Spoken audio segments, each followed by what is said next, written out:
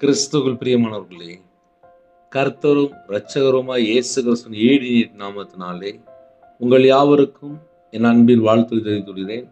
தேவன் அருளிய அப்பம் பிரேயர் மினிஸ்ட்ரி சேனல் மூலியமாக உங்களோடு சந்திப்பதில் மிகுந்த மகிழ்ச்சிகிறேன். தினம்தோறும் அதிகால வேளையிலே பரிசுத்த வேதாந்தத்திலிருந்து ஒரு பகுதியை நாம் தியானித்து நம்முடைய குடும்ப பாதுகாப்புக்காக நாம் ஜெபித்து வருகிறோம். அதிகால வேளையிலே அபிஷேகங்களை பெற்றுக்கொள்ள, தேவனுடைய கிருபையை பெற்றுக்கொள்ள புதிய நாளுக்காக இணைந்திருங்கள். 31 சங்கீதம் 9-10 ஆகிய வசனங்கள். எனக்கு இரங்கும் கர்த்தாவே, நான் நெருக்கப்படுகிறேன். துக்கத்தினால் என் கண்ணும் என் ஆத்துமாவும் என் வயிறும் கூட கருகி போயிற்று. என் பிராணன் சஞ்சலத்தினாலும் என் வருஷங்கள் தவிப்பினாலும் கழிந்து போயிற்று. என் அக்கிரமத்தினாலே என் பெலன் குறைந்து என் எலும்புகள் உலர்ந்து போயிற்று. ஹல்லேலூயா. கிறிஸ்துவுக்குள் பிரியமானவர்களே, எனக்கு இரங்கும், எனக்கு இரங்கும். அதிகால வேளையிலே தேவனுடைய சமூகத்திலே நம்ம ஜெபிக்கும் போது எனக்கு இரங்கும் என்று நாம் ஜெபிக்க வேண்டும். எனக்கு இரங்கும் கர்த்தாவே. நம்முடைய தேவன் இரக்கமுள்ளவர். அவரிடத்தில் யாரெல்லாம் மனம் திரும்புகிறார்களோ அவர்களுக்கு தேவன் இரங்குகிறார். 1000 தலைமுறைக்கு இரக்கம் செய்கிறார். அந்த இரக்கங்களை நாம் பெற்றுக்கொண்டால் நம்ம குடும்பம் ஆசீர்வாதம். இது ரகசியம். தேவனை குறித்து ஒரு மனுஷன் அறிந்து கொண்டால் அந்த மனுஷனுடைய வாழ்க்கை முதலாவது மாற்றம் கிடைக்கும். தேவனிடத்திலே இரக்கங்கள் உண்டு. அவர் இரக்கம் உள்ளவர். அவர் மன்னிக்கிறதற்கு தயவு பெற்றிருக்கிறார். 1000 தலைமுறைக்கு இரக்கம் செய்கிறவர். அவருடைய பாதபடியில வரும்போது எனக்கு இரங்கும் கர்த்தாவே என்று தாவீது பக்தன் தாழ்த்துகிறார். எனக்கு இரங்கும் கர்த்தாவே. கால வேளையிலே நிறைய குடும்பத்திலே நிறைய சூழ்நிலையிலே நம்ம இணைந்திருப்போம். ஒருவேளை வேலை செய்கிற இடத்துல மிகுந்த ஒரு பாரமா இருக்கும். சம்பளம் கம்மியா இருக்கும், வேலை பார்த்தா அதிகமா இருக்கும். இன்னொரு பக்கம் பார்த்தா வேலை இல்லாம இருக்கும். இன்னொரு பக்கம் பார்த்தா குடும்பத்துக்குள்ளேயும் சமாதானம் இருக்கு. சில குடும்பத்திலே கடன் அதிகமா இருக்கும். பிரச்சனைகள் தாங்க முடியாத சூழ்நிலையா இருக்கும். சில குடும்பத்துல பிள்ளைகள் சொன்னா கேட்க மாட்டாங்க. சில குடும்பத்திலே கணவர் கர்த்தரை விட்டு தள்ளி போய் ஒரு துன்மார்க்கமான வாழ்க்கைய வாழ்ந்துட்டு இருப்பாங்க. வீட்டுல வயசானவங்க அம்மா அப்பா புலம்பி அழுவாங்க. வயசானதுக்கு அப்புறம் என் பையன் எப்படி இருக்கானே, என் பிள்ளை எப்படி இருக்காளேன்னு சொல்லி புலம்பி அழுவாங்க. இன்னொரு பக்கம் பார்த்தா மனைவி, ஐயோ என் புருஷன் எப்படி இருக்கான்னு சொல்லி புலம்பி அழுவாங்க. சில குடும்பத்துல வாழ்க்கை முழுவதுமே நெருக்கமா இருக்கும். அப்ப யார்கிட்ட போய் சொல்லுவாங்க? மனுஷன்கிட்ட போய் சொன்னா நம்மள தப்பாதான் யோசிக்கிறாங்க. மனுஷன்கிட்ட போய் சொல்லும்போது நம்மள அற்பமா பார்ப்பாங்க. நம்ம உண்மையான நிலைமையை சொல்லியிருப்போம். என் வாழ்க்கையில நான் இப்படி கஷ்டப்படுறேன், என் வாழ்க்கையில நான் இப்படி இருக்கிறேன், என்னோட சூழ்நிலை இதுதான் அப்படின்னு நம்ம வாயை திறந்து சொன்னதுக்கு அப்புறம் தான் நம்மளை அற்பமா பார்ப்பாங்க. ஆனா தேவன் அப்படி பார்க்க மாட்டார். நம்ம எந்த சூழ்நிலையிலே கர்த்தருடைய சமூகத்துல வருகிறோம் என்பது தேவனுக்கு தெரியும். கால வேளையிலே வேற சூழ்நிலையிலே வேற நாட்டுக்குள்ளே வேற தேசத்துக்குள்ளே கர்த்தருடைய கிருபையினாலே கர்த்தருடைய பிள்ளைகள் இணைந்திருக்கிறீங்க. எனக்கு இரங்கும் கர்த்தாவே, எனக்கு இரங்கும். நம்ம யாரெல்லாம் இந்த நாளிலும் எனக்கு இரங்கும் கர்த்தாவே என்று நம்ம எல்லாரும் ஒருமனப்பட்டு ஜெபிக்கணும்.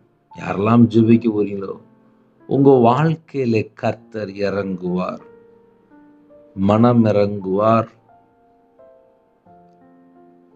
நம்ம குடும்பம் ஆசீர்வாதமா இருக்கணும் அப்படின்னா, எனக்கு இறங்கும் கர்த்தாவே, நம்ம காலவேளை அவருடைய சமூகத்திலே தாழ்த்தும் போது கிருபை, நம்ம சூழ்நிலை என்ன, நம்ம வீட்டுடைய காரியம் என்ன, மனுஷன்ட்ட போய் சொல்லி சொல்லி பார்ப்போம். ஆனா அதனால நமக்கு என்ன பிரயோஜனம்? ஒரு நாள் வேணா நம்ம கதையை கேட்பாங்க, 2 நாள் கதையை கேட்பாங்க, 3 நாள் கதையை கேட்பாங்க. அதுக்கப்புறம் எனக்கு கொஞ்சம் வேலை இருக்கு அப்படின்பாங்க. ஆனா தேவன் நம்ம குடும்பத்தை பார்த்துட்டு இருக்காரு.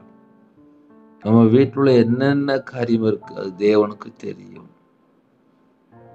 கால வேளையிலே எனக்கு இறங்கும் கர்த்தாவே, எனக்கு இறங்கும். ஒவ்வொரு குடும்பத்துக்குள்ளேயும் ஒரு சில காரியங்கள் உண்டு, சொல்ல முடியாத காரியங்கள் உண்டு. யார்கிட்ட போய் சொல்லி புலம்புவாங்க? தேவனுடைய சமூகத்துல வரும்போது எனக்கு இறங்கும்.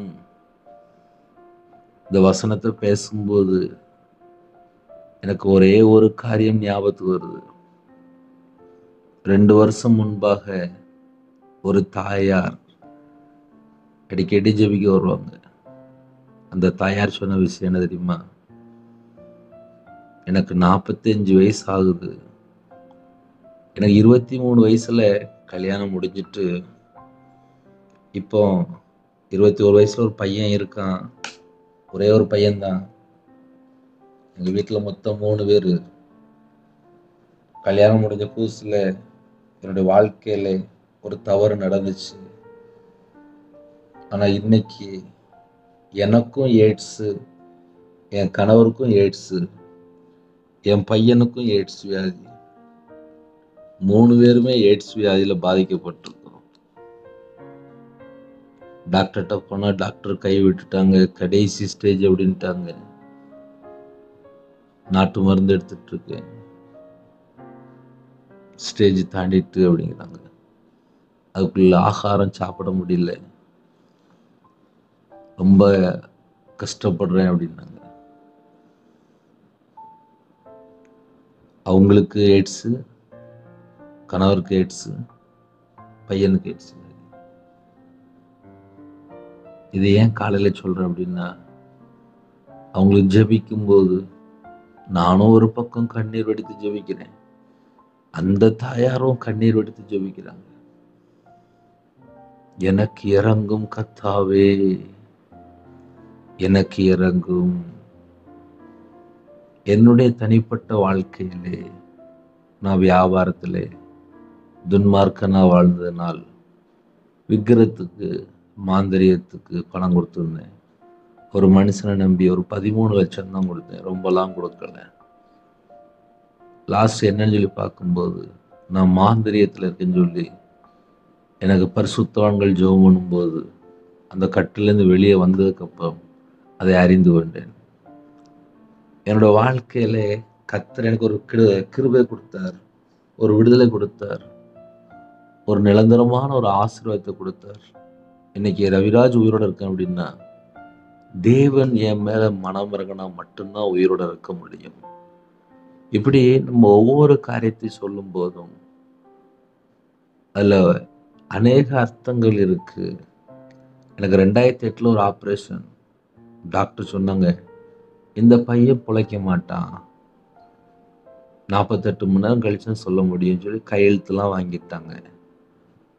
ஆனா 2025 அவங்க முன்பாக நிக்கிறேன் அப்படின்னா அது கிருபை. தேவன் மனம் இறங்கினார். குடும்பத்துல எல்லாரும் ஜெபம் பண்ணியிருக்காங்க, மனைவி ஜெபம் பண்ணியிருக்காங்க, அம்மா ஜெபம் பண்ணியிருக்காங்க, குடும்பம் ஃபுல்லா ஜெபம் பண்ணியிருக்கு. கர்த்தர் மனம் இறங்கினார். எனக்கு இறங்கும் கர்த்தாவே. ஒரு குடும்பத்திலே எத்தனையோ காரியங்கள் உண்டு, வெளியே சொல்ல முடியாது. நிறைய வீட்டுல தாய்மார்கள் புலம்பி அழுதுட்டு இருப்பாங்க, வெளியே சொல்ல முடியாது. எனக்கு இறங்கும் கர்த்தாவே, அந்த ஒரு வார்த்தையில அவ்வளவு அர்த்தம் இருக்கு. கஷ்டப்பட்டவங்களுக்கு தான் தெரியும். நான் 2015 50 55 லட்ச ரூபா கடன்ல வாழ்ந்தவன். அவ்வளோ கடன்ல இருக்கும்போது சர்ச்சில் போய் கண்ணீர் வெடித்து ஜெபம் பண்ணுவேன். எப்படி ஜெபம் பண்ணுவேன் அப்படின்னா, நான் கர்த்தரை விட்டு தூரம் போயிட்டேன். நான் கர்த்தரை விட்டு தூரம் போயிட்டேன். நான் கர்த்தருக்கு விரோதமான பாவம் பண்ணிட்டேன். நான் உமக்கு விரோதமான பாவம் பண்ணிட்டேன். எனக்கு இரங்கும் கர்த்தாவே, எனக்கு இரங்கும் கர்த்தாவே, எனக்கு இரங்கும் கர்த்தாவே. காலவேளையில செய்தி என்ன தெரியுமா? சில குடும்பத்துல விக்கிரத்துக்குள்ள போயிருந்தாங்க. சில குடும்பத்துல மாந்திரியத்துக்குள்ள போயிருந்தாங்க. சில குடும்பத்துல உலக வழிபாடுகளுக்குள்ள போயிருந்தாங்க. கர்த்தரை விட்டு தள்ளி போனதுக்கு அப்புறம் அவங்களுடைய வாழ்க்கையில சாபங்கள் தொடர ஆரம்பிச்சு. சாபங்கள் அப்படின்னா என்னென்ன அர்த்தம் அப்படின்னா, ஆசீர்வாதம் இருக்காது. நம்மளை உருவாக்கின தேவனை மறந்து உலக வழிபாடுகளுக்குள்ளேயோ அல்லது விக்கிரத்துக்குள்ளேயோ அல்லது மாந்திரியத்துக்குள்ளேயோ அல்லது மனுஷனை நம்பி ஒரு மனுஷன் வெளியில புறப்படும் போது அவனோட வாழ்க்கையில சாபம் தொடருது. அப்ப இந்த காலவேளையிலே நமக்கு என்ன செய்தி அப்படின்னா, எனக்கு இரங்கும் கர்த்தாவே என்று நாம் கர்த்தரை நோக்கி கூப்பிடும்போது, கர்த்தர் நம்மளை பார்க்கும்போது நம்ம வாழ்க்கையிலே நமக்கு முதலாவது என்ன கிடைக்கும் அப்படின்னா விடுதலை. நம்ம குடும்பத்தை ரட்சிக்கும் போது, நம்ம குடும்பத்தை மீட்டெடுக்கும் போது, நம்ம குடும்பத்துக்கு சுதந்திரம் தரும்போது நம்ம குடும்பம் ஆசீர்வாதமா மாறுகிறது. அப்ப எத்தனையோ ஒரு மனுஷன் கட்டுல இருப்பான், பாவ கட்டுல இருப்பான், அக்கிரம கட்டுல இருப்பான், துன்மார்க்கமான கட்டுல இருப்பான், விக்கிரக கட்டுல இருப்பான், விபச்சார கட்டுல இருப்பான், மதுபான கட்டுல இருப்பான், போதை அடிமையில கட்டுல இருப்பான். ஒரு மனுஷன் கர்த்தரை விட்டு தள்ளி போயிடுச்சுனால ஏதோ ஒரு இடத்துல கட்டப்பட்ட நிலைமையில இருப்பான்.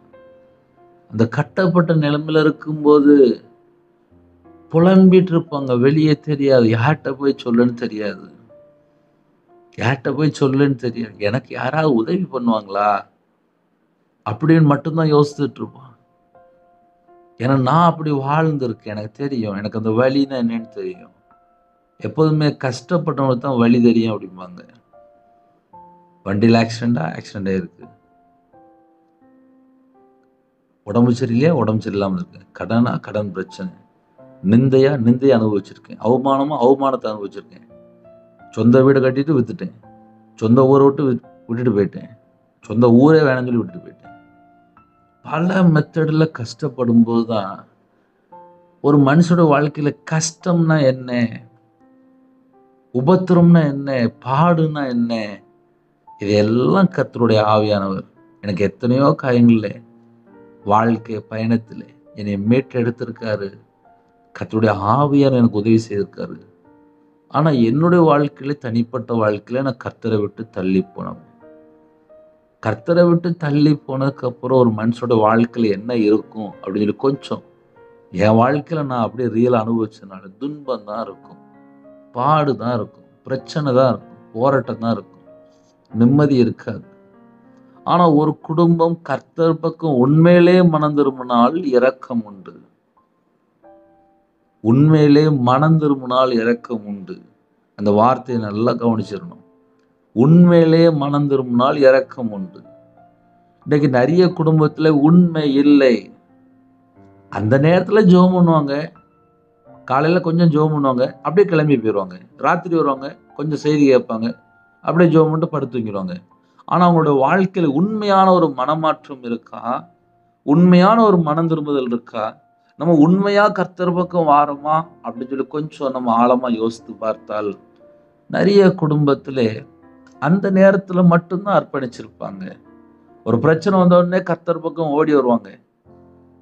ஒரு 2 மாசம் 3 மாசம் தொடர்ந்து ஓடி வருவாங்க. அப்புறம் பார்த்தா அந்த பிள்ளைகள் இல்ல அந்த குடும்பங்கள் இஷ்டம் போல வாழ ஆரம்பிச்சிடும். இதை ஏன் உங்களுக்கு சொல்லி தரேன் அப்படின்னா, ஒரு மனுஷன் சாக போற நிலைமையில இருக்கும்போது பிள்ளைகள், அம்மா எல்லாரும் சர்ச்சில் போய் ஜெபம் பண்ணிடுறாங்க. அந்த உயிர் பார்த்தா திரும்பி தேவன் தந்துடுறாரு. இது என் வாழ்க்கையில் நடந்துச்சு. சாக போற நிலைமையில வீட்டில் மனைவி, பெத்த தாய் எல்லாம் ஜெபம் பண்ணியிருக்காங்க. நான் சொல்றது 2008. ரவிராஜ் பார்த்தா உண்மையாக தான் உயிரோட தான் இருக்கேன். ஆனால் 2008க்கு அப்புறம் என்ன நடந்துச்சு அப்படின்னு பார்த்தா, மாந்திரியத்துக்கு போயிருக்கேன், விற்கிறதுக்கு போயிருக்கேன், மனுஷனை நம்பி பணம் கொடுத்துருக்கேன். ₹1 இல்லை, ₹2 இல்லை, 13 லட்சம் கொடுத்துருக்கேன் 2015க்குள்ள, ஒரு 7 வருஷம் பீரியடுக்குள்ள. அப்ப எனக்கு உயிர் பிச்சை போட்டா கூட நான் கர்த்தர் பக்கம் மனம் திரும்பாம இருந்திருக்கேன்.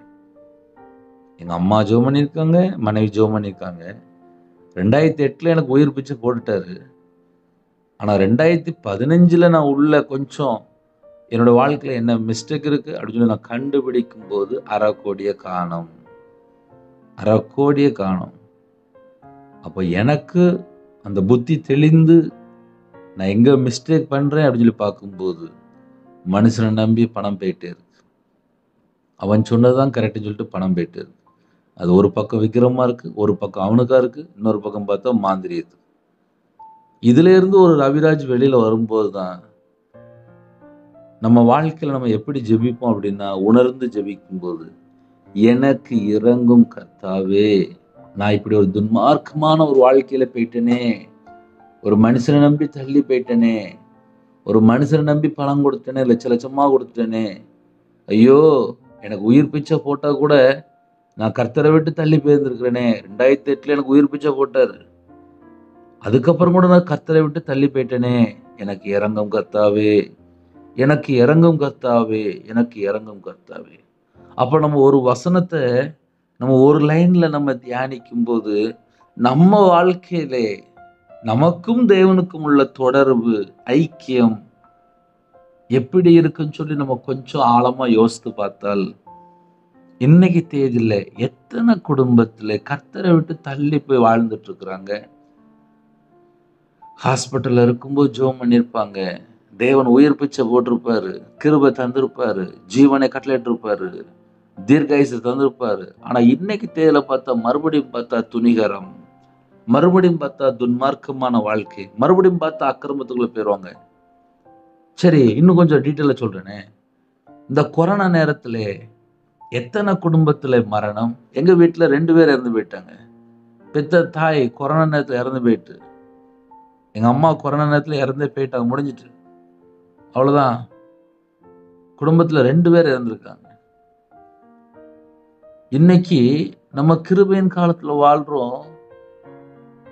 அதுக்கப்புறம் நம்மளுடைய வாழ்க்கையில எத்தனை பாவங்கள் தொடருது, அந்த மாம்சத்தினுடைய சுபாவங்கள் எத்தனை தொடருது, அந்த ஜென்ம சுபாவங்கள் எத்தனை காரியங்கள் தொடருது. ஐயா காலையில தூங்கி எந்திரிச்சிட்டேன், எனக்கு இரங்கும் கர்த்தாவே என்று நம்ம ஜெபிக்க போறோம். அந்த வார்த்தையை சொல்றதுக்கு முன்னாடி நம்ம அந்த கிருபையின் காலத்துல வாழ்றோம் அப்படின்னு சொல்றோம். தேவன் நமக்கு உயிர் பிச்சை போட்டிருக்காரு. அவர் நம்ம மேல ஆல்ரெடியே மனம் இறங்கிதான் நம்ம உயிரோட இருக்கிறோம். அவர் மனம் இறங்கினதுனாலதான் அந்த கிருபையின் காலத்துல நம்ம இன்னும் வாழ்ந்துட்டு இருக்கிறோம். ஆனால் நம்ம இருதயம் தேவனோடு கனெக்டிங்ல இருக்கா, மறுபடியும் உலகத்துல உள்ள அந்த பொருள் மேல, கார் பைத்தியம், வண்டி, இல்ல சொந்த வீடு, இல்ல மண்ணு, இல்ல நகை, இல்ல பொருள், இல்ல மனுஷனை நம்பி போறது. எத்தனை காரியத்துல ஒரு மனுஷன் அடிமையா இருக்கிறான். அந்த வீட்டுல போய் பார்த்தா தெரியும், புலம்பி அழுதுட்டு இருப்பாங்க. ஐயோ என் புருஷன் மறுபடியும் பழைய வாழ்க்கைக்கு போயிட்டானே, என் பையன் பார்த்தா இங்க போயிட்டான், அங்க போயிட்டான், அங்க போயிட்டான். சரி எங்கம்மா போயிட்டான் அப்படின்னா, ஐயா அவன் போதை அடிமையில இருக்கான்யா, அவன் விபச்சார அடிமையில இருக்கான்யா, அவன் கஞ்சா பழக்கத்துல இருக்கான்யா, என் பையன் மனம் திரும்பணும்யா, வாலிப பையனா இருக்கான்யா, வீட்டுக்கு வரமாட்டுக்கான்யா. எத்தனை குடும்பத்துல புலம்பல். அப்ப சில தாய்மார்கள் எப்படி ஜெபிப்பாங்க அப்படின்னா, எனக்கு இரங்கும் கர்த்தாவே, என் வீட்டுல எப்படி பிரச்சனை இருக்கு, என் கணவர்னு ரட்சிக்கப்படலையே அப்படின்னு சொல்லி புலம்பிட்டு இருப்பாங்க. இந்த காலவேளையில நம்ம வாழ்க்கையில நம்ம எங்கேயாவது புலம்புறோமா? ஒருவேளை கர்த்தருடைய பிள்ளைகள் நிறைய காரியத்துல புலம்புவாங்க, வெளியே சொல்ல மாட்டாங்க. சில குடும்பத்துல விதவையா இருப்பாங்க, சில குடும்பத்துல ஒரு 50 வயசு தாண்டி இருக்கும், சில பலவீனம், சில குறைவுகள், வீட்டுல பிள்ளைகள் பார்த்தா கல்யாணம் முடியாம இருக்கும், சில குடும்பத்துல கல்யாணம் முடிஞ்சிருக்கும், போன இடத்துல பிள்ளை இல்லாம இருக்கும். இப்படி ஒரு குடும்பம் இந்த புலம்ப ஆரம்பிக்கும் போது அவங்க என்ன வார்த்தை சொல்லுவாங்க அப்படின்னா, எனக்கு இறங்கும் கர்த்தாவே.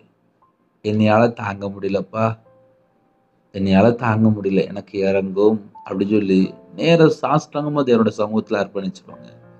அப்ப தாவீது ராஜா கூட தேவனுடைய சமூகத்துல வரும்போது எனக்கு இறங்கும் என்று ஜெபிக்கிறார்.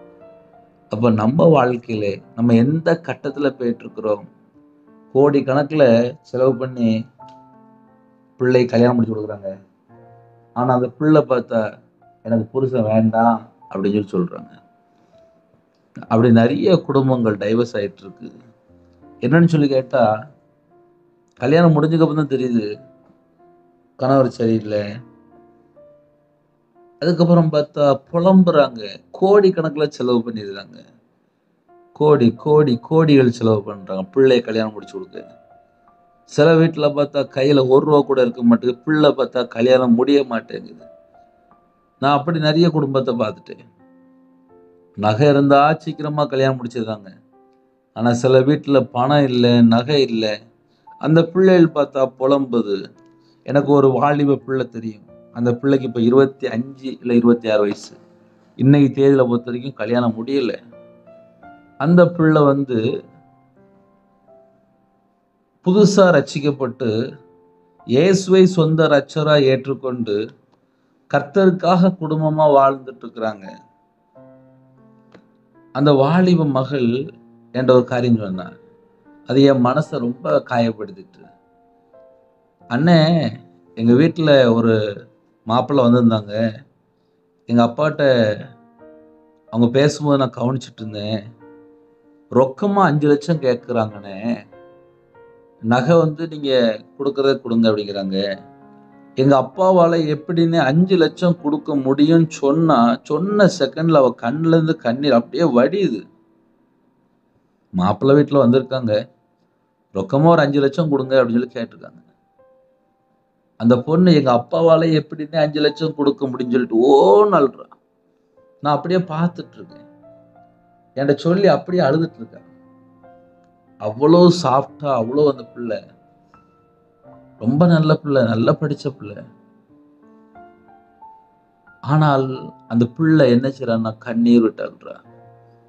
என்னன்னு சொல்லி பார்த்தா, கல்யாணம் முடிக்கணும், நல்ல மாப்பிள்ளை வேணும், மாப்பிள்ளை வீட்டுக்கு வருது, ஆனா 5 லட்சம் கேட்கிறாங்க.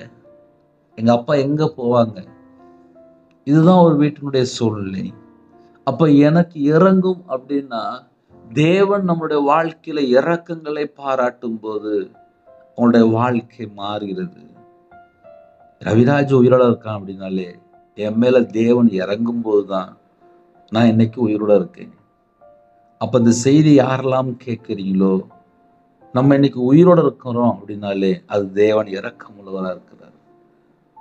தாவீது ராஜா எனக்கு இறங்கும் கர்த்தாவே, எனக்கு இறங்கும், எனக்கு இறங்கும். இந்த கால வேளையில ஒருவேளை கடன் சூழ்நிலையா இருக்கலாம், வேலை செய்யற இடத்துல பிரச்சனை, வேலை இல்லாம இருக்கலாம், குடும்ப பிரச்சனையா இருக்கலாம், மாமியார் பிரச்சனையா இருக்கலாம், புருஷன் பிரச்சனையா இருக்கலாம். இப்படி நம்ம நிறைய பிரச்சனை சொல்லிட்டே இருக்கலாம்.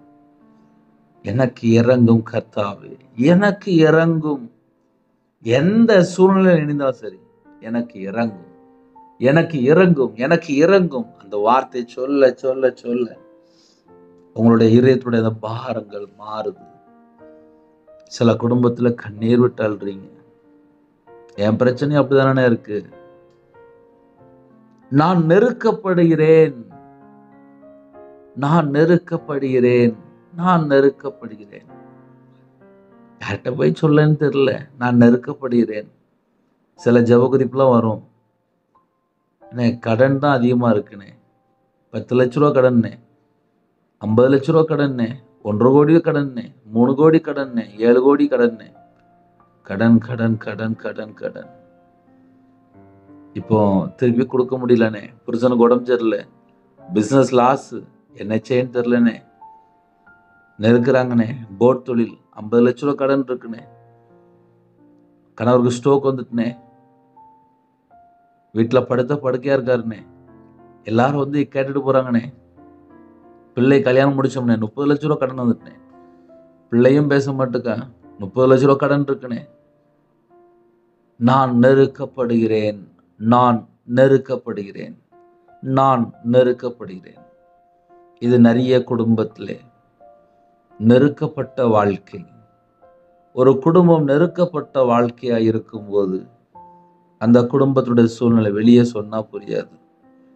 அவங்களுக்கு மட்டும்தான் பர்சனல் லைஃப்ல எவ்வளவு தூரம் நெருக்கப்பட்டிருக்காங்க தெரியும். என் வாழ்க்கையில நான் நெருக்கப்பட்டிருக்கேன், அதனால எனக்கு தெரியும். கையில 10 ரூபாய் இல்லாம இருக்கும்போது சொந்தக்காரங்களாம் விட்டுட்டு போயிடுவாங்க. நம்ம கையில சகலவிதமான செழிப்பு இருக்கும்போது, நல்ல பணம் செழிப்பா இருக்கும்போது ஃபங்க்ஷனுக்கு கூப்பிடுவாங்க, எங்கேயாவது வெளியூர் போனா கூப்பிடுவாங்க, இப்படியே பல காரியங்களுக்கு கூப்பிடுவாங்க. ஆனா கையில காசு இல்ல, பணம் இல்ல, நஷ்டத்துல இருக்கான், வியாதியில இருக்கான், வெளிநாட்டோட இருக்கான், படுத்த படுக்கையில இருக்கான்னா போட்டுட்டு போயிடுவாங்க. நான் நெருக்கப்படுகிறேன். அப்போ ஒரு குடும்பத்திலே எனக்கு இறங்கும் அப்படின்னு சொல்லி ஜெபிக்கிறாங்க அப்படின்னா, அவங்களோட வாழ்க்கையில எங்கேயோ ஒரு இடத்துல நெருக்கப்பட்ட சூழ்நிலையில கடந்து போயிட்டு இருப்பாங்க. அப்ப இன்னைக்கு காலவேளையிலே எந்த குடும்பத்திலே நெருக்கப்பட்டு கொண்டிருக்கிறீங்களோ, நம்ம ஜெபிக்கணும். அதுதான் இன்னைக்கு செய்தி. நம்ம ஜெபிக்கிற பிள்ளையா மாறினால் நமக்கு ஒரு விடுதலை உண்டு. ஜெபிக்கிற பிள்ளையோட வாழ்க்கையிலே தேவன் நம்மளை தூக்கி எடுக்கிறார். ஜெபிக்கிற பிள்ளையோட வாழ்க்கையிலே கர்த்தர் நமக்கு சகாயரா இருக்கிறார். ஜெபிக்கிற பிள்ளையோட வாழ்க்கையில கர்த்தர் உதவியா இருக்கிறார். ஜெபிக்கிற பிள்ளையோட வாழ்க்கையில கர்த்தரே நமக்கு எல்லாமா இருந்து சகலமும் சகலவற்றையும் நம்ம கூட இருந்து நமக்கு மாற்றுகிறார். நம்மளை புது சிருஷ்டியா மாற்றுகிறார். நம்மளை உருவாக்குகிறார். உடைந்த பாத்திரமா இருந்தால் மறுபடியும் உருவாக்குறார். அப்ப நம்ம எப்ப உருவாக்குறார் அப்படின்னா, நம்ம எந்த இடத்துல உடைந்து போய் நெருக்கத்தின் மத்தியிலே சில குடும்பத்துலலாம் முள்ளு மாதிரி இருக்கும்.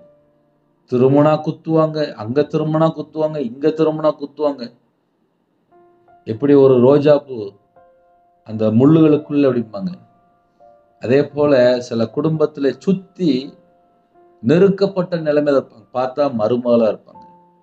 நிறைய நகை போட்டு நிறைய லட்ச லட்சமா கொடுத்து போயிருப்பாங்க. கல்யாணம் முடிஞ்சதுக்கு தான் தெரியும், இந்த மாமியார் அந்த வீட்டுல புருஷன் போன இடத்துல உள்ள பிரச்சனை. அந்த பிள்ளைகள் வயசு பார்த்தா 23, 25, 27 வயசா இருக்கும். கண்ணீர் வடிக்கும். என்னன்னு சொல்லி கேட்டா, நெருக்கும். முள்ளுகளுக்குள்ளே அந்த பிள்ளைகள் பார்த்தா சுத்தி சுத்தி பார்த்தா பிரச்சனையா இருக்கும். லாஸ்ட் பார்த்தா கண்ணீர் வடிக்க ஆரம்பிச்சிடும். நான் நெருக்கப்படுகிறேன், நான் நெருக்கப்படுகிறேன். இந்த வசனத்தை சொல்லும் போது சில குடும்பத்துல கண்ணீர் வடிக்கிறாங்க. நான் நெருக்கப்படுகிறேன். ஐயோ, என் வாழ்க்கை அப்படித்தானே இருக்கு, நான் நெருக்கப்படுகிறேன். அப்போ ஒவ்வொரு குடும்பத்திலையும் ஒவ்வொரு பிரச்சனை இருக்கும், வெளியே தெரியாது. சில வசனத்தை சொல்லும் போது ஆவியானவர் பேசும்போது அவங்களுடைய இதயத்துக்குள்ள என்னெல்லாம் பாரம் இருக்கும் அதெல்லாம் வெளியே வந்துட்டு இருக்கும். துக்கத்தினால் என் கண்ணும் என் ஆத்துமாவும் என் வயிறும் கூட கருகி போயிற்று. ஒரு மனுஷனுடைய வாழ்க்கையில எனக்கு இறங்கும் என்று ஜெபிக்கிறாங்க அப்படின்னா, அவங்களுடைய வாழ்க்கையில ஒரு நெருக்கம் இருக்கும். அவங்க துக்கத்தினால் இருப்பாங்க. துக்கம் அப்படின்னு எனக்கு ஞாபகத்துக்கு வருது. நான் வியாபாரத்துல இருக்கும்போது எனக்கு தெரிந்த ஒரு தகப்பன், அவர் எனக்கு 15 வருஷமா தெரியும். சில குடும்பத்திலே சில நபர்கள் என்கிட்ட பேசும்போது சொல்லுவாங்க, ஏண்டே துக்கத்துல இருக்க, ஏண்டே துக்கத்துல இருக்க அப்படிம்பாங்க. நான் வியாபாரத்துல இருக்கும்போது கடன்ல கஷ்டப்படும் போது என்னுடைய முகம் துக்கத்தினால் நிரம்பி இருக்கும். அந்த துக்கம் எனக்கு யாரு ஆறுதல் சொன்னாலும் அது என்னை விட்டு நீங்காது. 1 ரூபா 2 ரூபா கடன் இல்லை, 1/2 கோடி கடன்னாலே கடனை எப்படி அடைக்கணும் தெரியல. வியாபாரத்துல நஷ்டம், மாந்திரியத்துல கஷ்டப்பட்டுட்டு இருக்கேன், விக்கிரத்து பணம் கொடுத்து சாபத்துல இருக்கேன், மனுஷனை நம்பி 13 லட்சம் பணம் கொடுத்து வரல, சொந்த வீடை சேல்ஸ் பண்ணணும்னு நினைக்கிறேன், முடியல. ஒரு பக்கம் பார்த்தா சர்ச்சில் போய் பக்கத்துல போய் பார்த்தா கண்ணீர் வடித்து ஜெபம் பண்றேன், இன்னொரு பக்கம் பார்த்தா நெருக்கப்படுறேன், இன்னொரு பக்கம் பார்த்தா துக்கம். அந்த துக்கம் எனக்கு நாளுக்கு நாள் அதிகமாய்க்கொண்டே இருக்கு. என் ஆத்துமா அந்த துக்கத்தினால அதிகமாயிட்டே இருக்கு. என் முகத்தை பார்க்கும்போது அந்த துக்கம் அப்படியே இருக்கும். சில வியாபாரிகள் வரும்போது ஏன்டே இப்படி துக்கத்துல இருக்க அப்படிம்பாங்க. அப்போ ஒரு குடும்பத்துல கடன்ல கஷ்டப்படும் போது, அவங்களோட வாழ்க்கையில நெருக்கப்படும் போது, அந்த துக்கம், அந்த கண்ணீர், அந்த கஷ்டம், அந்த வேதனை மிகவும் கொடியதா இருக்கும். என் கையில நான் பைபிள் எடுத்து வாசிக்கும் போது, உபத்திரத்தின் மத்தியில வாசிக்கும் போது, கையில பைபிள் எடுத்து வாசிக்கும் போது சொட்டு சொட்டு சொட்டுன்னு அப்படியே கண்ணீர் விழும்.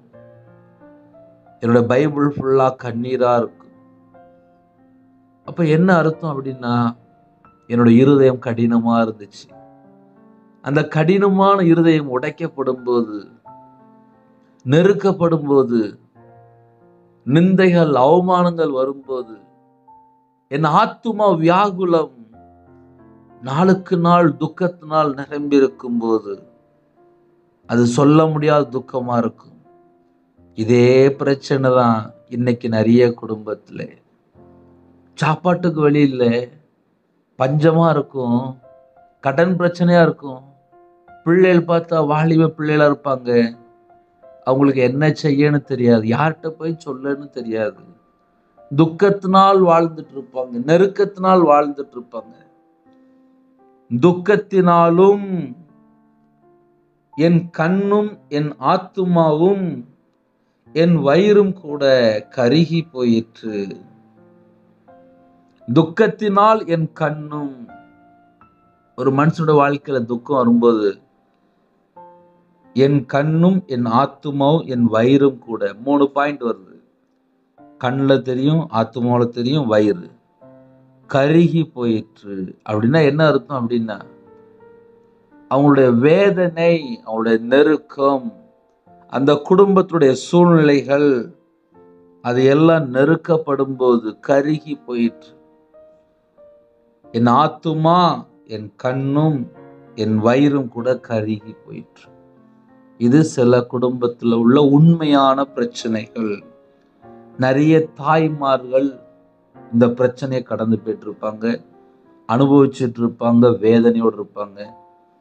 எனக்கு நிறைய ஜெப குறிப்பு வரும்போது, நான் மரண தருவாயில இருக்கிறேனே, நான் வாழணுமா இல்லை எனக்கு தெரியல, நான் சூசைடெல்லாம் நிறைய நேரம் அட்டன் பண்ணியிருக்கேன் அப்படிம்பாங்க.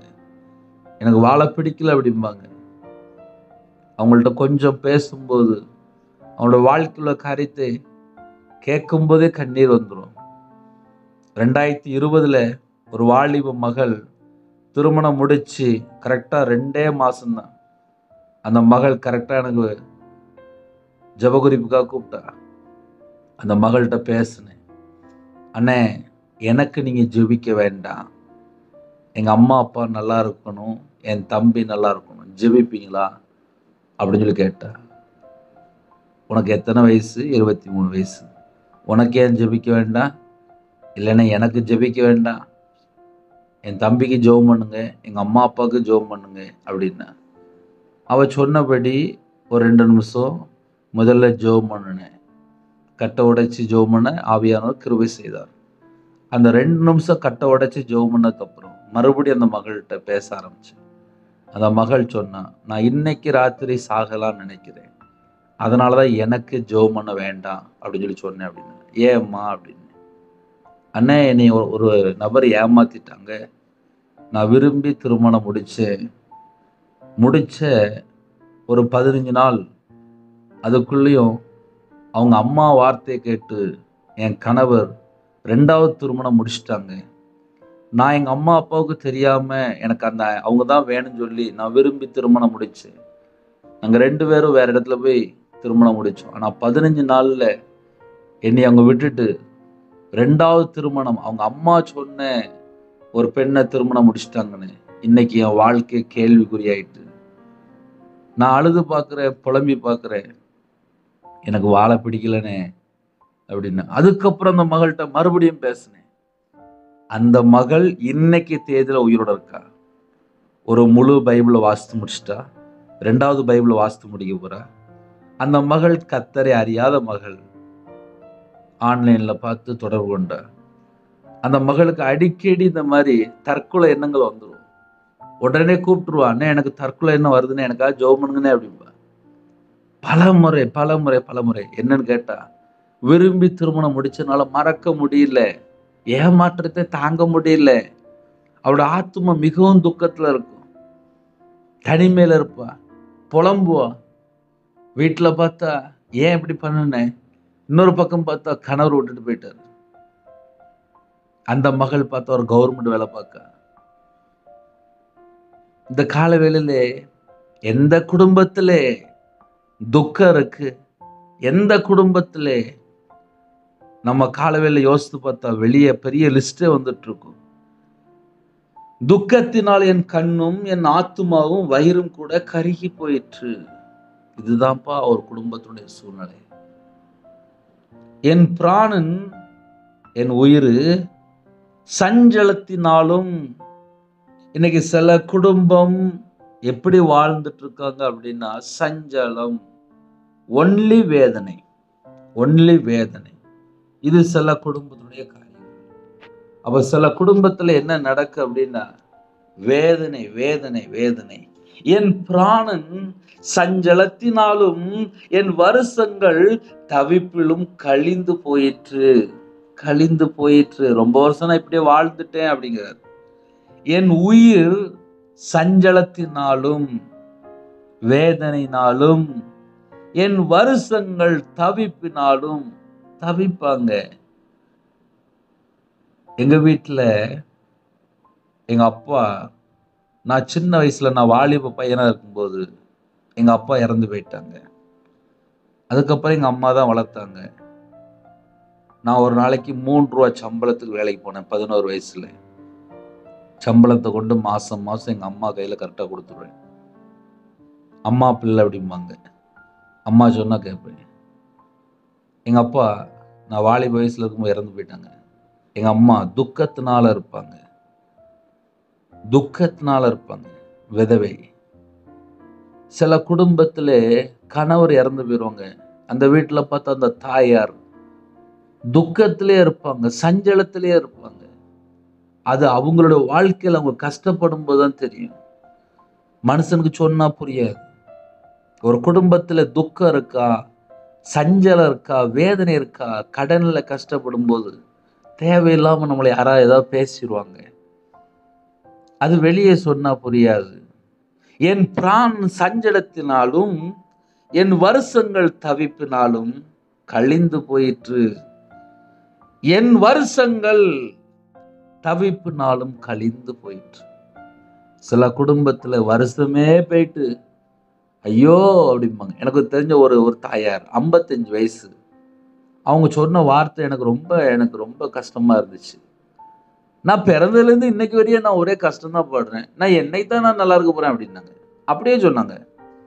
பிறந்ததுல இருந்து நான் இன்னைக்கு வரையும் கஷ்டம் தான் படுறேன், புருஷனும் சரியில்லை, பிள்ளையும் சரியில்லை, வாழ்க்கையும் சரியில்லை, எனக்கு எதுவுமே சரியில்லை, இன்னைக்கு வரையும் நான் கஷ்டம் தான் படுறேன், நான் எப்பதான் நல்லா இருக்க போறேன் அப்படின்னாங்க. இப்படியே சொன்னாங்க. அப்படின்னா என்ன பிரதர் அர்த்தம் அப்படின்னா, அந்த தாயார் 55 வயசு வரைய அவங்க வந்த வழிகள், பாடுகள், கஷ்டங்கள், அது ஒரு மனுஷனுக்கு சொன்னா புரியாது. அவங்க ஏன் அவ்வளவு வேகமா பேசுறாங்க அப்படின்னா, அவங்க பட்ட பாடுகள். என் பிராணன் சஞ்சலத்தினாலும் என் வருஷங்கள் தவிப்பினாலும் கழிந்து போயிற்று, கழிந்து போயிற்று. என் அக்கிரமத்தினாலே, இப்பதான் ஒரு பாயிண்ட் சொல்றாரு, என் அக்கிரமத்தினாலே என் பலன் குறைந்து என் எலும்புகள் உலர்ந்து போயிற்று. ஒரு மனுஷனுடைய வாழ்க்கையில் அக்கிரமம் அப்படின்னு சொல்லி ஒண்ணு இருக்கும்போது பலன் குறைந்து போயிடும், என் எலும்புகள் உலர்ந்து போயிடும். இப்ப என் வாழ்க்கையில நான் சொல்ல முடியும், நான் கர்த்தரை விட்டு தள்ளி போகும்போது உலர்ந்து போன ஒரு வாழ்க்கை, எலும்புல பலனே இருக்காது, ஆத்துமாவில பலனே இருக்காது, சரீரத்துல ஒரு பலனே இருக்காது, ஆவியில ஒரு பலனே இருக்காது. அப்படின்னா என்ன அர்த்தம் அப்படின்னா, கடன்ல கஷ்டப்பட்டேன், மாந்திரியத்துல மாட்டிக்கிட்டேன், விக்கிறதுக்கு லட்ச லட்சமா கொடுத்துட்டேன், மனுஷனை நம்பி பணம் கொடுத்துட்டேன், ஆனால் எனக்கும் பிள்ளை இருக்கு, எனக்கும் குடும்பம் இருக்கு, ஆனால் கையில காசு இருக்காது. யோசித்து பார்க்க, எங்க தப்பு பண்ணுனேன், என்ன பண்ணுனேன்? எப்படி நஷ்டம் வந்துச்சு? என் வாழ்க்கையில எப்படிலாம் நஷ்டம் வந்துச்சு அப்படின்னு சொல்லி பார்க்கும்போது, அக்கிரமம், அக்கிரமம். ஒரு மனுஷனுடைய வாழ்க்கையில அக்கிரமம் அப்படின்னு சொல்லி ஒண்ணு இருக்குமானால், அவனோட வாழ்க்கையில் நிறைய தோல்விகள், நிறைய நஷ்டங்கள், நிறைய நிந்தைகள், நிறைய அவமானங்கள், சில நேரத்துல துர்மரணங்கள் கூட நடக்கும். ஏன்னா 2008 டாக்டரால கைவிடப்பட்ட மனுஷன். ஆனா கர்த்தருடைய கிருபையினால உயிரோட இருக்கேன். டாக்டர்லாம் சொல்லிட்டாங்க, இவன் பொழைக்க மாட்டான் அப்படின்னாங்க. ஆனா ஜெபித்து இன்னைக்கு உயிரோட இருக்கேன். அப்படி ஜெபிக்கிற பிள்ளைகளோட வாழ்க்கையிலே தேவன் தீர்காயுசு தருவார். நம்முடைய அக்கிரமம் மன்னிக்கப்படுமானால் அதுதான் நமக்கு தேவனுடைய கிருபை, தேவனுடைய ஈவு, தேவனுடைய இரக்கம், தேவனுடைய தயவு. ஒரு மனுஷன் தேவனுடைய அன்பை உணர்ந்து கொண்டால், சத்தியத்தை அறிந்து கொண்டால், நமக்காக இயேசு கிறிஸ்து ஜீவனை தந்திருக்கிறார். நம்முடைய பாவத்துக்காக மரித்து அடக்கம் பண்ணப்பட்டு 3ஆம் நாள் உயிர் தெழுந்தார் என்று எழுதப்பட்டிருக்கு. நம்முடைய அக்கிரமம், நம்முடைய பாவம் எல்லாவற்றையும் இயேசு கிறிஸ்து சிலுவையில சுமந்தார். இந்த கால வேளையிலே என் அக்கிரமத்தினாலே என் பலன் குறைந்து என் எலும்புகள் உலர்ந்து போயிட்டு, அந்த சூழ்நிலையிலே யாராவது இணைந்திருந்தால் நம்ம எப்படி ஜெபிக்கணும் அப்படின்னா, எனக்கு இரங்கும். இது நிறைய குடும்பத்திலே வாழ்க்கையில் உள்ள காரியங்கள். நான் இன்னைக்கு பேசுனது ஒரு கதை கிடையாது. நம்ம அனுதின வாழ்க்கையிலே ஒவ்வொரு சூழ்நிலையிலே கடந்து போற பிள்ளைகளுடைய வாழ்க்கை, என் வாழ்க்கையிலே நான் நிறைய கஷ்டப்பட்டிருக்கேன், அதையும் சேர்த்து சொல்லியிருக்கேன். நிறைய குடும்பத்திலே நெருக்கம் இருக்கும், துக்கம் இருக்கும், ஆத்துமா சோர்ந்து போயிருக்கும், சஞ்சலத்துல வாழ்ந்துட்டு இருப்பாங்க, வாழ்க்கை ஃபுல்லா தவிப்புனால கழிந்து போயிட்டுமாங்க. சில குடும்பத்துல அக்கிரமத்திலே அவங்க வாழ்ந்துட்டு இருப்பாங்க, வெளியே தெரியாது. என் அக்கிரமத்தினாலும் பலன் குறைந்து போயிற்று, பலன் குறைந்தது. அப்போ ஒரு மனுஷனோட வாழ்க்கையில ஏன் பலன் இல்லை, ஏன் பலன் இல்லை, ஏன் பலன் இல்லை அப்படின்னா, பரிசுத்த ஆவியானவர் வரும்போது பலன் அடைந்து என்று எழுதப்பட்டிருக்கு. ஆனா இன்னைக்கு ஒரு மனுஷன் அக்கிரமத்துல வாழும்போது பலன் குறைந்து, நமக்கு பலன் கூடணும் அப்படின்னா பரிசுத்த ஆவியினால் நிரப்பப்படணும், உன்னதமானவருடைய பலனாலே நிரப்பப்படணும். ஒரு மனுஷனோட வாழ்க்கையில் அக்கிரமம் இருக்கும்போது பலன் இருக்காது. அதே நேரத்துல பரிசுத்த ஆவியினாலே ஒரு மனுஷன் நிரப்பப்பட்டு வாழ்ந்தால் அவனோட வாழ்க்கையில பலன் இருக்கும். உண்மையாய் கர்த்தரை நோக்கி கூப்பிட்டால் மறுபடியும் நமக்கு ஜீவனையும் தீர்காயுசும் பலனையும் தருவார். எனக்கு இறங்கும் கர்த்தாவே என்று கர்த்தருடைய சமூகத்திலே அர்ப்பணிக்கும் போது நம்முடைய வாழ்க்கை மாற்றம், விடுதலை, ஆசீர்வாதம், சுதந்திரம், சமாதானம் எல்லாமே உண்டு. என் எலும்புகள் உலர்ந்து போயிற்று. உலர்ந்து போன ஒரு வாழ்க்கையா இருந்தால் தேவனுடைய சமூகத்திலே தாழ்த்த வேண்டும்.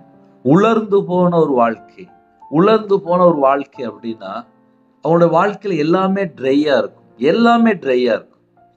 உலர்ந்து போன ஒரு வாழ்க்கை, அந்த வாழ்க்கை எப்படிப்பா இருக்கும் அப்படின்னா விருப்பமே இருக்காது. என்னத்தை போட்டு வாழ்க்கை அப்படிம்பாங்க, அதான் எல்லாமே நஷ்டமாயிட்டேன், இனிமேல் எப்படி நான் என்ன செய்ய முடியும் அப்படிம்பாங்க. உலர்ந்து போன ஒரு வாழ்க்கை. இன்னைக்கு பேசுன அவ்வளவு வசனமும் அவ்வளவு பாயிண்ட்டுமே அந்த 2 வசனத்தினுடைய அந்த கிஃப்ட் நிறைய குடும்பத்துக்குள்ளே பிரச்சனையோடு கவனிச்சிருக்கீங்க. ஒரு பக்கம் பார்த்தா என் வாழ்க்கையில எனக்குள்ள சூழலும் சொல்லியிருக்கேன், நிறைய குடும்பத்துடைய காரியத்தையும் சொல்லியிருக்கேன். அதனால கர்த்தருடைய பிள்ளைகள் எந்த சூழ்நிலை தேவனுக்கு தெரியும். அர்ப்பணிங்க, நீங்க ஜெபிங்க. ஒரே ஒரு வார்த்தை போதும், எனக்கு இறங்கும் கர்த்தாவே, எனக்கு இறங்கும் கர்த்தாவே. சொல்லிக்கிட்டே இருங்க, கண்ணீரோடு சொல்லுங்க, அழுதுங்க, அழுந்து புலம்புங்க. ஏன்னா கர்த்தர் மனம் இறங்கினா போதும். ஒரு மனுஷன் கண்ணீர் வடிக்கும்போது வெளியே தெரியாது, அழும்போது வெளியே தெரியாது, புலம்பும்போது வெளியே தெரியாது. ஆனா அந்த ரகத்துல புலம்பிட்டு இருப்பாங்க. உங்க வீட்டுல இருக்கிற இடத்துல முழங்கால் படியிட்டு புலம்புவீங்களா? கண்ணீரோடு ஜெபிப்போம். அன்பின் கர்த்தாவே, நன்றியோடு துதிக்கிறோம், ஸ்துதிக்கிறோம்ப்பா. தாவீது பக்தன் ஜெபித்தது போல எனக்கு இறங்கும் கர்த்தாவே. எந்த குடும்பத்திலே இவ்வளவு நேரம் செய்தி கேட்டு எனக்கு இறங்கும் கர்த்தாவே என்று ஜெபிக்கிறாங்களோ, கர்த்தர் மனம் இறங்கணும், ஜீவனை கட்டளை வேண்டும், தீர்காயுசை கட்டளை வேண்டும். எங்க வாழ்க்கையிலே கர்த்தரை விட்டு தள்ளி போன காரியங்கள் எதுவா இருந்தாலும் மன்னித்து இரக்கம் பாராட்டணும், மன்னித்து கிருபை தர வேண்டும், மன்னித்து ஆசீர்வதிக்க வேண்டும். எனக்கு இறங்கும் கர்த்தாவே நான் நெருக்கப்படுகிறேன், எனக்கு இறங்கும் கர்த்தாவே நான் நெருக்கப்படுகிறேன். துக்கத்தினால் என் கண்ணும் என் ஆத்துமாவும் வயிறும் கூட கருகி போயிற்று. என் பிராணன் சஞ்சலத்தினாலும் என் வருஷங்கள் தவிப்பினாலும் கழிந்து போயிற்று. என் அக்கிரமத்தினாலே என் பலன் குறைந்தது, என் எலும்புகள் உலர்ந்து போயிற்று. இதுதான்ப்பா சில குடும்பத்துல உண்மையான காரியங்கள். உங்க பிள்ளைகள் இணைந்திருக்காங்க. இந்த நாளிலும் கர்த்தருடைய ஆவியானவர் பேசின வார்த்தையின்படி எந்த குடும்பத்திலே உணர்ந்து கண்ணீர் வடிக்கிறாங்களோ, இறங்கும் கர்த்தாவே நான் நெருக்கப்படுகிறேன், இறங்கும் கர்த்தாவே எனக்கு இறங்கும் கர்த்தாவே நான் நெருக்கப்படுகிறேன், எனக்கு இறங்கும் கர்த்தாவே நான் நெருக்கப்படுகிறேன். நிறையருடைய ஜெபம் இந்த நாளிலும் பரலோகத்துல எட்டி கொண்டிருக்கு. நான் பல மாசமா ஜெபம் பண்ணேன். இந்த நாளிலும் உங்களுடைய ஜெபம் பரலோகத்துல எட்டி கொண்டிருக்கு. தேவ தூதர்கள் இறங்கி கொண்டிருக்கிறார்கள். உங்களுடைய கண்ணீர் பரலோகத்துக்கு போயிட்டு இருக்கு, தூபகலசத்துக்கு போயிட்டு இருக்கு. லிபு ஷபதுன ஹரதுனி ஷந்தடலப ரஹுபிஹா பிலஹரி பிலர்து ரிது நிமேசி புஷிபிலபலா ஷலபலஹு ரபலஹரி பிலஹரது ரிமல்லஹதன மஹஷது நிமிஹி பிலஹ பிலாசி பிலஹு பிலஹ பிலஹரது ரபு ஷபலபலஹதன மிஹி பிலஹ பிலஹஷதன மலஹன் துட்டலபலபரது ரபது லபலஹதன மிஹி பிலஹ பிலஹஷது ரபலஹரது ரிபு ஷபலபலஹஸ்பிஹி பிலஹு பிலஹ பிலஹரது லாதா நமரது நமலரது நமலரஹது பிஹி பிசிபிஹி பிலஹ பிலஹர பிலஹரது ஷிபா பாபாது நமலஹன் துட்டு நமலக்கரது ரப கபுது பெக்கேதுனா ரிபா லப லப ரபு ஷப லப லப லப ரபது ரபலக்கரது ரப கபுது பெக்கேதுனா ரிபா கபுது பெக்கேதுனி மாரஹன் தட்டலபல கபுது பெக்கேதுனா ஷிபா ஷப லப ஷப துஹ பஹஸ்பிஹி பிலஹ பிலஹரது ஷிகதுனி ஹன் தட்டன மக்கருது லிகட்டா தட்டலப ஷப லப லப ஷபது நமலஹி பிலஹரது ரிபா ஹதனி மிஹி பிலஹ பிஹி பிஹாவ் சிபா ஹலஹ ஷதனி மலஹன் துட்டு நமாரது ஷிகலா கொருதுனி கரபா ரவ் ஷகது லபலஹி பிலஹி பிலஹரது. அப்பா மனமிறங்கும் கர்த்தாவே, மனமிறங்கும். நெருக்கப்படுகிறோம்ப்பா, மனமிறங்கும். துக்கத்துல இருக்கிறாங்க, மனமிறங்கும். ஆத்துமா வியாகுலத்துல இருக்கு, மனமிறங்கும். சஞ்சலத்துல இருக்காங்க, மனமிறங்கும். சோர்ந்து போயிட்டாங்க, மனமிறங்கும். எலும்புகள் எல்லாம் சோர்ந்து போயிட்டுப்பா, மனமிறங்கும். உலர்ந்து போயிட்டுப்பா, மனமிறங்கும், மனமிறங்கும், மனமிறங்கும். வருஷங்கள் எல்லாம் தவிப்பினாலே கழிந்து போயிட்டு மனமிறங்கும், மனமிறங்கும், மனமிறங்கும். ஜெபிக்கிற எல்லா குடும்பத்திலும் மனமிறங்கும். இந்த நாளிலும் கர்த்தருடைய பிள்ளைகள் யாரெல்லாம் இணைந்திருந்தாங்களோ எல்லா குடும்பத்தையும் கர்த்தர் சந்திக்கணும், கர்த்தர் சந்திக்கணும், கர்த்தர் சந்திக்கணும். உங்க பாதபடியிலே இவ்வளவு நேரம் செய்தியை கேட்டு தாழ்த்துனாங்கப்பா. கர்த்தர் மனமிறங்கின கிருபைக்கா நன்றி. உண்மை நன்றியோடு துதிக்கிறோம், செய்கிறோம்ப்பா. இந்த நாளை கடைசி கிருபைக்கா நன்றிப்பா. இந்த நாளிலும் கர்த்தருடைய கரம் பிள்ளைகளோட கூட இருக்கட்டும், தேவனுடைய கரம் கூட இருக்கட்டும். ஆசீர்வதிங்க, அபிஷேகம் பண்ணுங்க. ஜெப அபிஷேகம் தாங்கப்பா, தியானிக்கிற அபிஷேகம் தாங்கப்பா, துதிக்கிற அபிஷேகம் தாங்கப்பா. கர்த்தருடைய கரம் பிள்ளைகளோட கூட இருக்கட்டும். இந்த நாளிலும் எல்லா தடையெல்லாம் நீக்கி ஆசீர்வதிங்க. பிறந்த நாள், திருமண நாள் யாரெல்லாம் கொண்டாடுறாங்களோ அந்த குடும்பத்தை கர்த்தர் கறந்தொட்டு 1000 தலைமுறைக்கு ஆசீர்வதிங்க. கடனில் எந்த குடும்பத்தில் கஷ்டப்படுறாங்களோ, நெருக்கத்தில் இருக்காங்களோ, உபத்திரத்தை மாற்றித்தாங்க. தயவு செலவுக்கு கோர்ட்டு பிரச்சனைகள் ஓடிட்டு இருக்கு, கர்த்தர் மனம் இறங்குங்க. கற்பத்தினியா ஜெபிக்கிறாங்க, கர்த்தர் மனம் இறங்குங்க. மாசமா இருக்காங்க, தாயும் பிள்ளை ஆசீர்வதிங்க. டெலிவரி போறாங்க, பரம் வைத்தியர் கூட இருங்க. பிள்ளைகளோட வாழ்க்கையில இணைந்திருக்கிற எல்லா குடும்பத்தையும் கர்த்தர் தொட்டு ஆசீர்வதிங்க. பலகைகளை திறந்து ஆசீர்வதிங்க, பண்டக சாலை திறந்து ஆசீர்வதிங்க. அவங்க இதயத்தினுடைய பாரத்தை எல்லாம் நீக்கி ஆசீர்வதிங்க. இன்னைக்குள்ள தேவையெல்லாம் சந்திங்க, இந்த மாசத்தினுடைய தேவைகளை சந்திங்க. ஒவ்வொரு குடும்பத்தோட கர்த்தர் கூட இருங்க. பலவீனத்தோட ஜெபிக்கிறாங்க, பலவீனத்தை நீக்கி பூரண சுகம் தந்து, பூரண தீர்க்காயுசு தந்து, பரிபூர்ணமா ஆசீர்வதிங்க. தேவன் அருளி அப்பம் மினிஸ்டர்ல உங்களுடைய பாதபில் அர்ப்பணிக்கிறோம். அப்பிரோஜனமான ஊழியக்காரம்பா. இணைந்திருக்கிற குடும்பங்கள் பொருத்தனை பண்ணி ஜெபிக்கிற குடும்பங்கள், தாங்குற குடும்பங்கள் கர்த்தருடைய கரத்தில் அர்ப்பணிக்கிறோம். இன்னைக்கு காலையில் யாரெல்லாம் டிரைவிங் லைனில் போகிறாங்களோ, யாரெல்லாம் வியாபாரத்துக்கு போகிறாங்களோ, யாரெல்லாம் கம்பெனிக்கு போகிறாங்களோ, யாரெல்லாம் விவசாயத்துக்கு போகிறாங்களோ, யாரெல்லாம் வேலைக்கு போகிறாங்களோ, எல்லா குடும்பத்தையும் பரிசுத்தவான்கள் எல்லாரையும், கவர்மெண்ட் ஸ்டாஃபாக இருக்காங்க, டீச்சராக இருக்காங்க, ஐடி ஃபீல்டில் பார்க்காங்க, வெளிநாட்டில் இருக்கிறாங்க, டீச்சர் ஜெபிக்கிறாங்க, டாக்டர் ஜெபிக்கிறாங்க, கண்ணீரோடு செய்தி கேட்டாங்க, எல்லா குடும்பத்தையும் அப்பா இந்த நாளிலும் நெருக்கத்திலிருந்து கர்த்தர் விடுதலை செய்ய வேண்டும். கர்த்தாவே மனம் இறங்கும். உங்கள் பிள்ளையோட வாழ்க்கையிலே மனம் இறங்கும். நீங்கள் கூட இருங்க. சரீரத்தில் பலவீனத்தோடு யாரெல்லாம் ஜெபிக்கணுங்களோ கர்த்தர் பூர்ண சுகம் தந்து, பூர்ண விடுதலை தந்து, தீர்காயுசு தந்து ஆசீர்வதிங்க. இந்த நாளுக்குள்ள எல்லா காரியத்தையும் கர்த்தர் பொறுப்படுத்துவங்க. உங்கள் கரத்தில் பண்ணிடும். டெலிவரிக்காக புறப்படுறாங்க, கர்த்தர் கூட இருங்க. வாலிப பிள்ளைகள் இணைந்திருக்காங்க, கர்த்தர் கூட இருந்து ஆசீர்வதிங்க. வேலையில் என்ன பிரச்சனைக்கோ எல்லா உபத்திரத்தையெல்லாம் மாற்றித்தாங்க. திருமணம் முடிந்ததுக்கப்புறம் குடும்பத்தில் எந்த சூழ்நிலை விடுங்களோ எல்லாவற்றையும் கர்த்தர் ஆசீர்வதிங்க. கர்த்தருடைய ஆவியான கூட இருங்க. தனி ஜெபம் பண்ண, குடும்ப ஜெபம் பண்ண, கையில் பைபிள் எடுத்து வாசிக்க கிருபை தாங்க. கர்த்தரை விட்டு தள்ளி போகிற காரியங்கள் இருந்தால் இந்த நாளிலும் மனம் திரும்பி ஆசீர்வாதங்களை பெற்றுக்கொள்ளும். கல்வாரி அன்பினாலே நிரப்பி ஆசீர்வதிங்க. ஒவ்வொரு குடும்பத்துக்குள்ளேயும் தேவ சமாதானத்தை தந்து ஆசீர்வதிங்க. கர்த்தருடைய ஆவியானவர் கூட இருங்க. முன்னும் பின்னுமா தேவ தூதரை நிப்பாட்டுங்க. கர்த்தர் பொறுப்படுத்துங்க. துதிகான மகிமையெல்லாம் ஒவ்வொருக்கே செலுத்துறோம். இயேசு கிறிஸ்துவின் பிதாவே ஆமென். தேவனுக்கு மகிமையுண்டாக. கர்த்தர் உங்களை உங்கள் குடும்பத்திலும் சகல காரியத்திலும் சம்பூர்ணமாக திருப்தியாக கர்த்தர் கொடுத்து ஆசீர்வதிப்பாராக. ஆமென். கர்த்தராகிய இயேசுவின் கிருபையும் பிதாவாகிய அன்பும் பரிசுத்தருடைய ஐக்கியமும் இப்பொழுதும் எப்பொழுதும் சதா காலங்களிலும் நம்ம கொடுப்பதாக. ஆமென். கிறிஸ்துவுக்கு பிரியமானவர்களே, தனி ஜெபம் பண்ணுங்க, குடும்ப ஜெபம் பண்ணுங்க, கையில் பைபிள் எடுத்து வாசிங்க, தொடர்ந்து இணைந்திருங்க. கர்த்தர் உங்களோடு பேசுவார். God bless you. Thanks for watching. Please subscribe our channel. Click the like and share. Click the bell. God bless you.